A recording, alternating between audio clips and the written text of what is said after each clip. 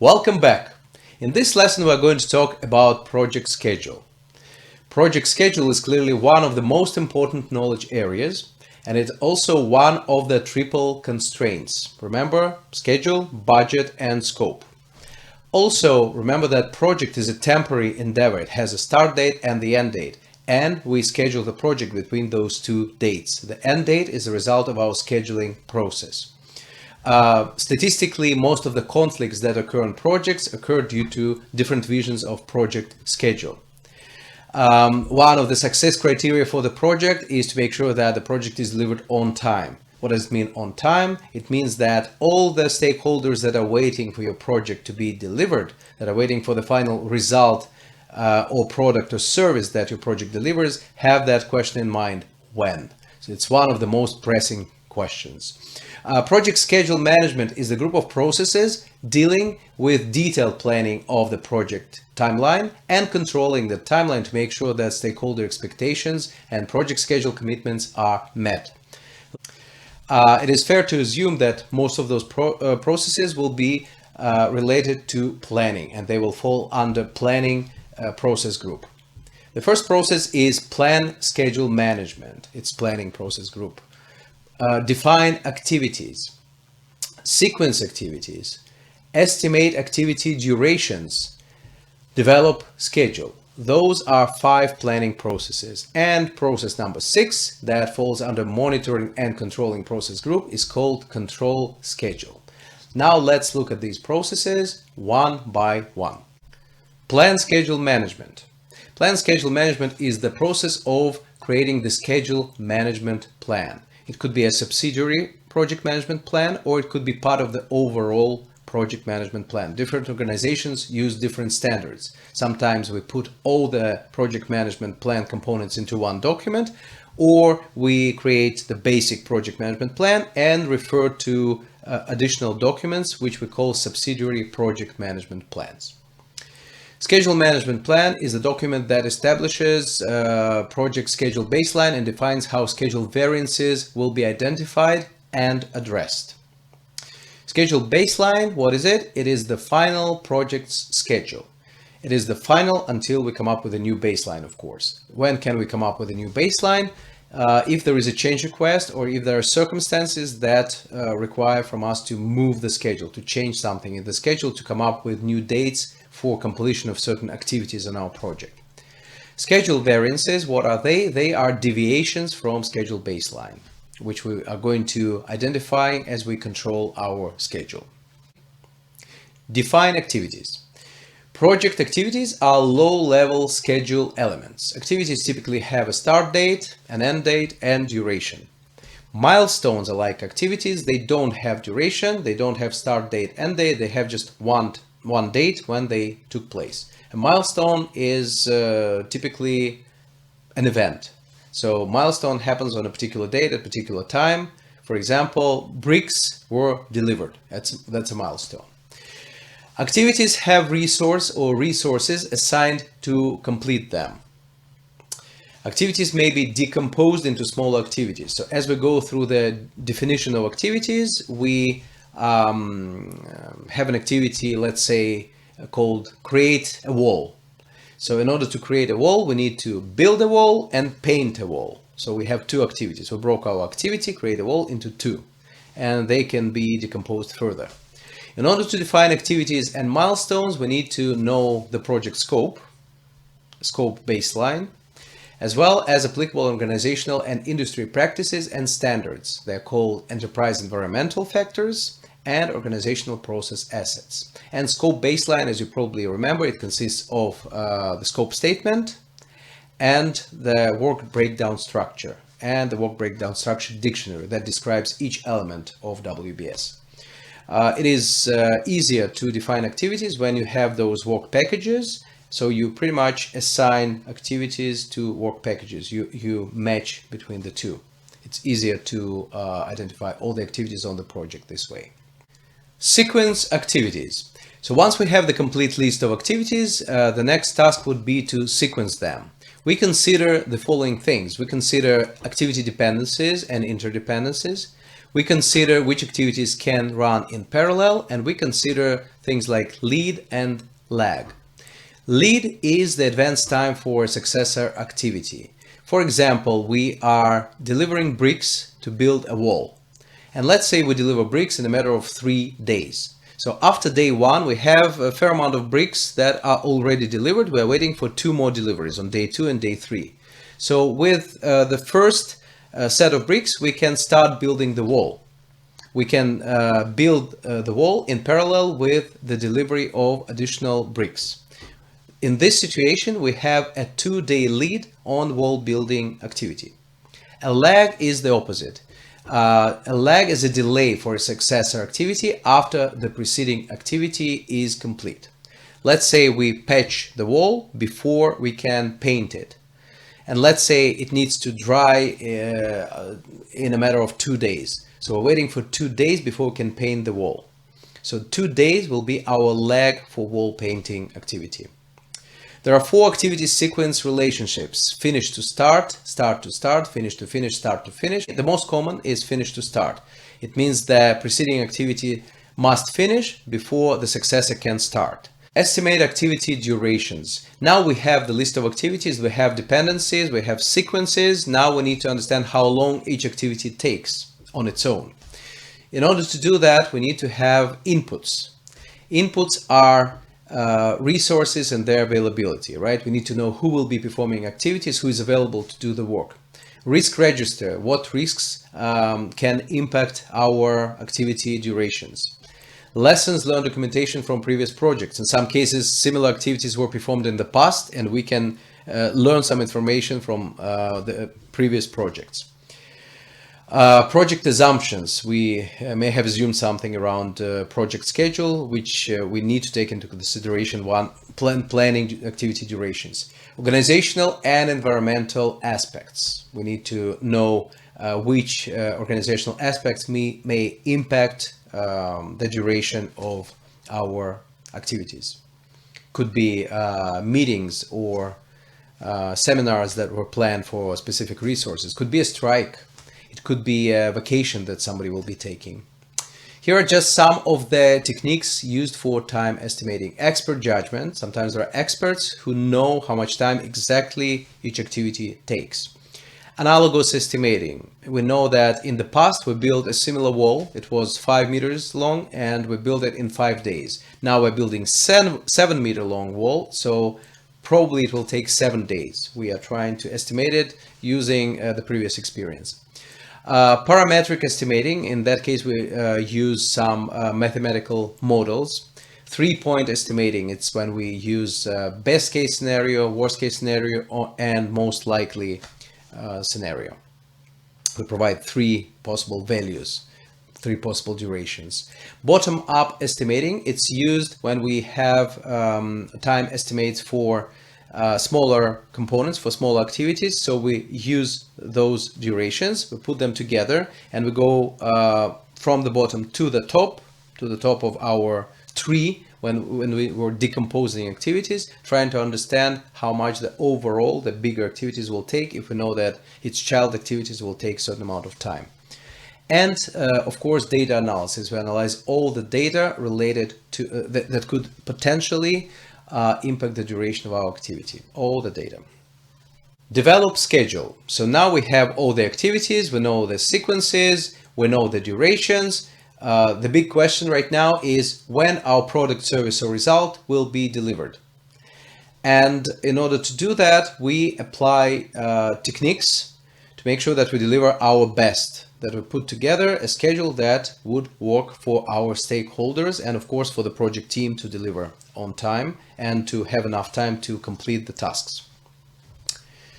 Let's say that we came up with a date and we see that we need too much time. Is there anything we can do to deliver sooner, to do better if our customer is looking for a better delivery date? So there are schedule compression techniques that we can apply. The schedule compression techniques are called crashing and fast tracking. Crashing is when we try to manage our triple constraint. Basically, we are increasing our budget in order to compress our schedule.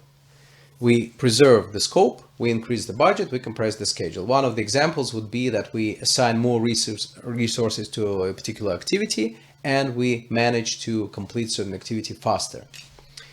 Fast tracking would be another technique when we are looking at the critical path. I will tell you in a moment what the critical path is, and we are trying to see which activities on the critical path can run in parallel. Like in the example that I gave you before, can we start building a wall when the bricks are still being delivered? Can we do that? Can we run activities in parallel? So schedule and fast tracking are time compressing activities. There is another activity that is used for schedule network analysis, and it could be useful at some times.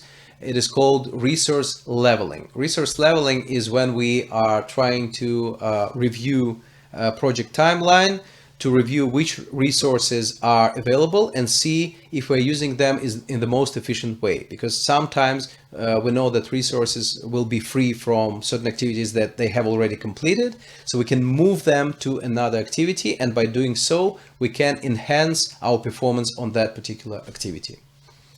Another schedule network analysis technique is called critical path method. So let's review the critical path method in greater detail. Let's see how the critical path method works.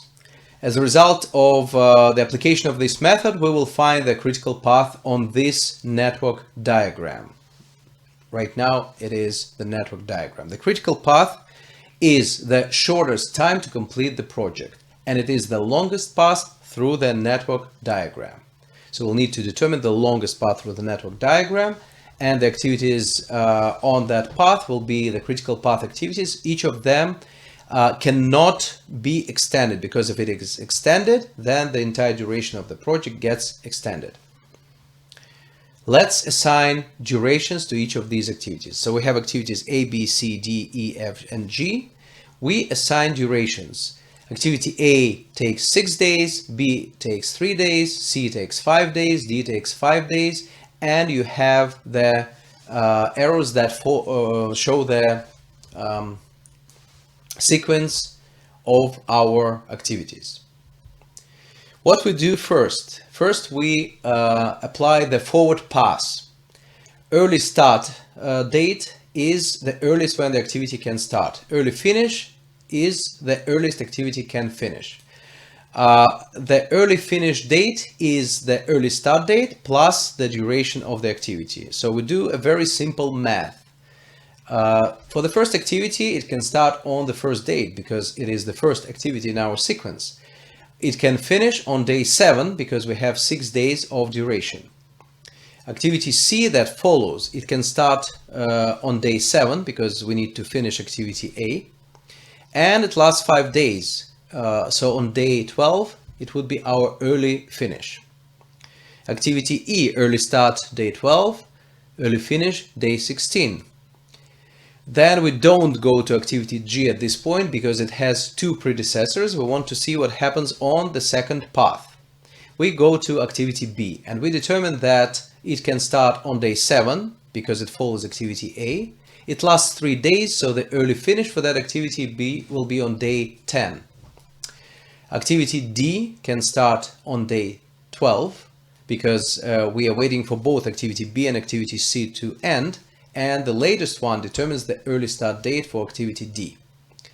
Now, since activity D lasts 5 days, the early finish will be day 17. Activity F can begin on day 17 because we're waiting for E and for D to end. And it lasts 1 day, it ends on day 18. Now we can determine the start and the early start and the early finish for activity G. So the early start will be day 18 because we finish activity F on day 18, and it lasts 4 days. So the early finish will be day 22. What do we do next? Next, we go through the backward pass. We determine the late start and the late finish. The latest the activity can finish and the latest the activity can start in order to preserve our project schedule. So for activity G, clearly it will be day 22. Then we subtract 4 days of duration and we determine the late start. So activity G can start no later than on day 18. Then we do the same for activity F, and it appears that it can start no later than on day 17. Then we work with activity E, and you see that the late start on that activity is different from the early start on that activity. It is day 13 as opposed to day 12. So activity E has the difference between the early start and the late start, which is called a float. We'll see in a moment what the float is. We apply the same method to activity D, to activity B, to activity C, and finally to activity A.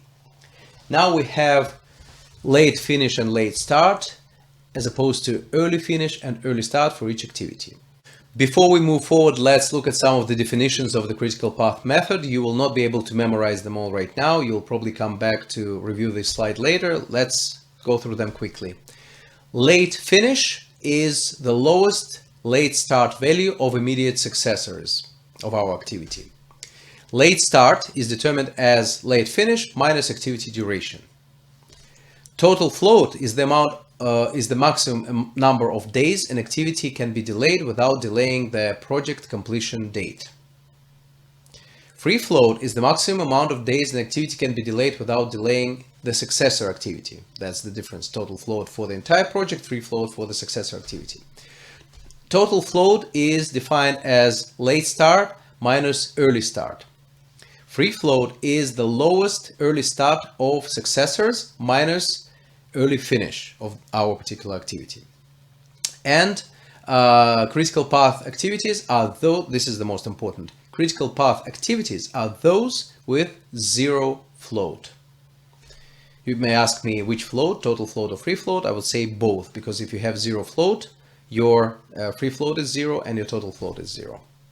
It typically happens at the same time.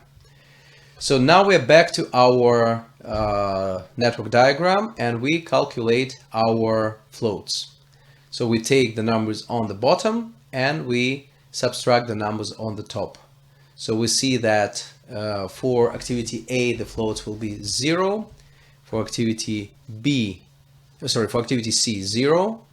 For activity E, the float is 1. For activity G, the float is 0. For activity B, the float is 2. For activity D, the float is 0. For activity F, the float is 0. So once again, let's look at the float and determine our critical path. Here is our critical path, A, C, D, F, G. If we delay any of these activities, our end date, our project end date gets delayed. So that's why the critical path is so important. Control schedule process. The process of schedule control implies monitoring activity progress against the schedule baseline and acting to fix the bad deviations from that baseline. What are bad deviations? Those are the deviations that indicate that we are behind schedule. If we are ahead of schedule, then we don't need to fix it, of course. How do we determine if we are behind schedule? Sometimes we simply spot it because we know the end date for an activity and we see that we are barely 20% done with the activity. So we know that we are definitely behind. We raise a flag. We say we are behind. We need to do something about it. In some cases, we apply calculations, like, for example, earned value method that we'll be discussing in the next lesson, that works for cost management and for schedule management. Earned value method helps us determine the schedule variance. And by looking at the schedule variance, we can see how much behind or ahead of schedule we are. If we are behind schedule, we can apply some actions. For example, we can manage triple constraints. We can increase the budget, or we can decrease the scope in order to deliver on time. Or we can adjust our end date, which is not the best solution, but it is also an option if it is approved by the responsible stakeholders. Or sometimes we can reallocate resources from one activity to another to make sure that we can finish the activity sooner. In some cases, we can simply catch up and we don't need to do anything, or at least we don't need to take an immediate action. And this concludes our schedule management lesson. Thank you very much for watching and see you soon.